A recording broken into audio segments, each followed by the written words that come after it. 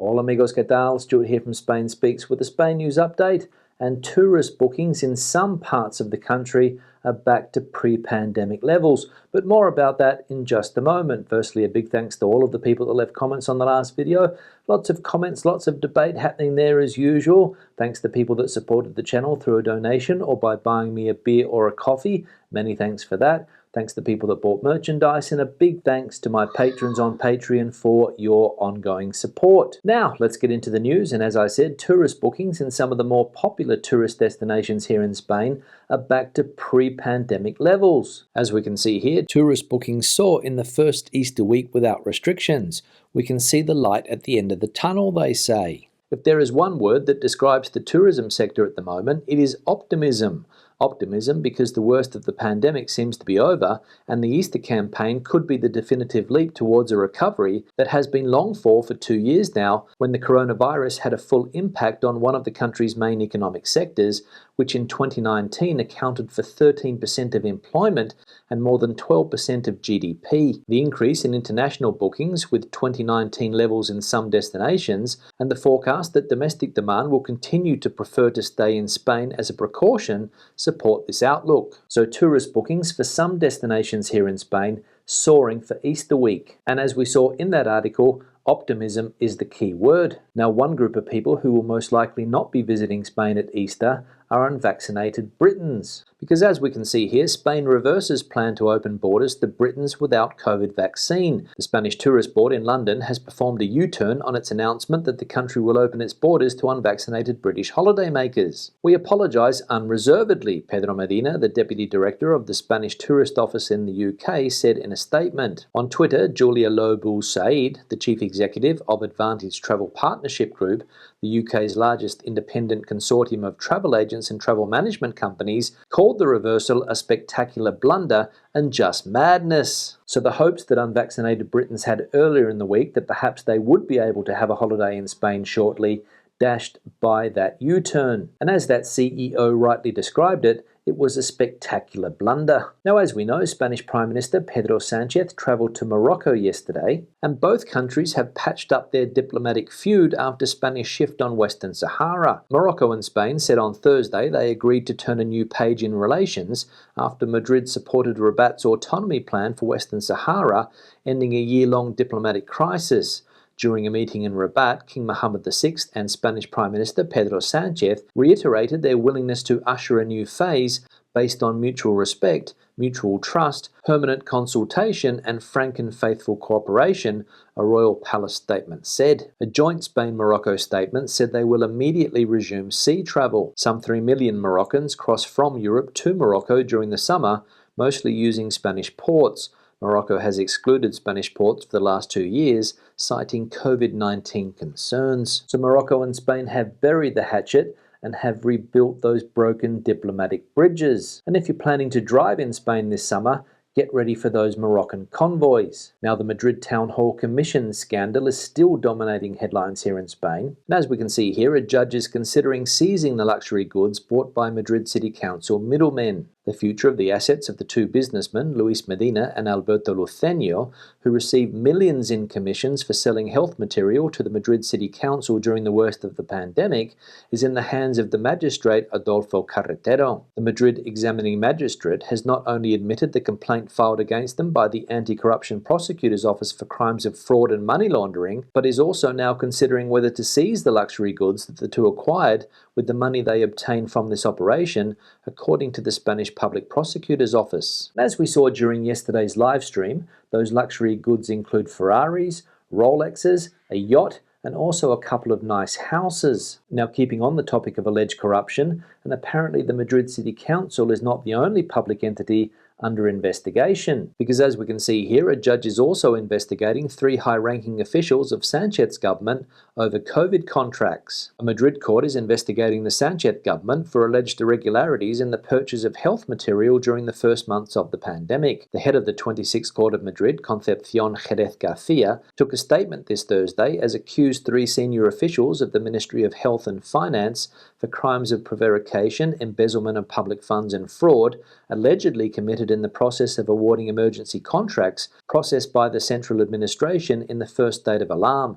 The proceedings were opened a year ago, but had not come to light until now. So investigations going on all over Spain at the moment into people that got rich during the pandemic, business people in Madrid, and also high-ranking government officials. Now, we all know that Spain's compulsory indoor mask-wearing mandate is disappearing after Easter, but companies here in Spain are reluctant to remove masks except in jobs where ventilation is good. From the 20th of April, it will no longer be compulsory to wear a mask at work, but it is one thing if the health authorities no longer impose it as a preventative measure, and another if the company does not decide to do so, because the health experts themselves in fact recommended in workplaces where the safety distance of 1.5 meters cannot be guaranteed or where there is inadequate ventilation. This, in practice, can be a common scenario in several companies. What is each one going to do? So that's the question that many companies here in Spain will have to sort out before the 20th of April.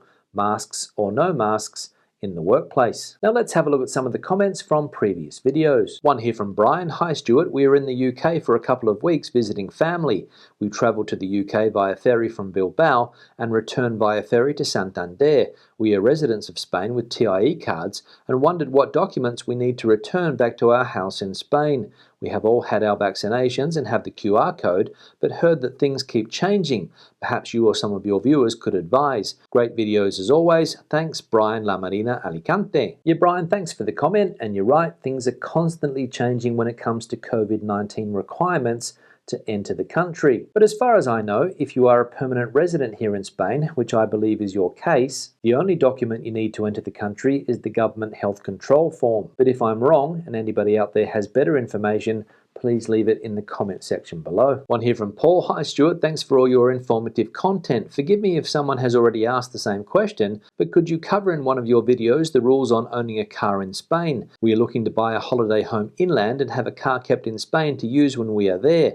What exactly is the latest rules? Thanks for any info, Paul and Angela from Hull, UK. Yeah, Paul, thanks for the comment, and I can answer some of your questions now if you like, about owning a car here in Spain. And basically what you're going to need is an active insurance policy for that car, with third-party insurance being the minimum obligation. The second thing you need to do is pay the local council's vehicle tax every year, which is normally just over €100 depending on the type of vehicle that you have. And the third thing you need to have if your vehicle is more than 4 years old is an up-to-date ITV or vehicle inspection check. And apart from what I've just mentioned, you'll also need to carry in the glove box driving license of the driver, vehicle registration certificate, and a vehicle technical inspection card, ITV. And with all those documents, you should be good to go. But again, if I have forgotten anything, please let me know in the comment section below. One here from Robert. Speaking of the U-turn on entry to Spain, my family of 12 people booked on hearing the news of new entry changes.